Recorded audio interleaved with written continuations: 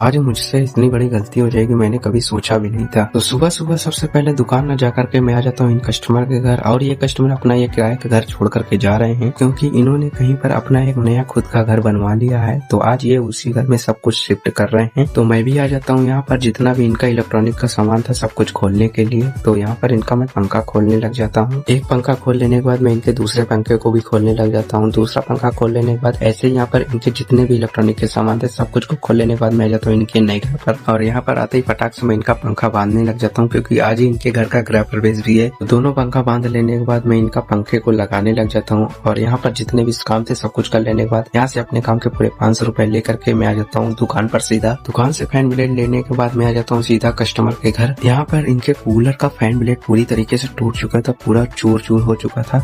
तो मैं इसमें सबसे पहले सफाई करता हूँ, पुराने वाले फैन ब्लेड को निकालता हूँ। उसके बाद इसमें नया फैन ब्लेड को लगाने लग जाता हूँ। फैन ब्लेड लगा लेने के बाद इसको चला करके चेक कर लेता हूँ।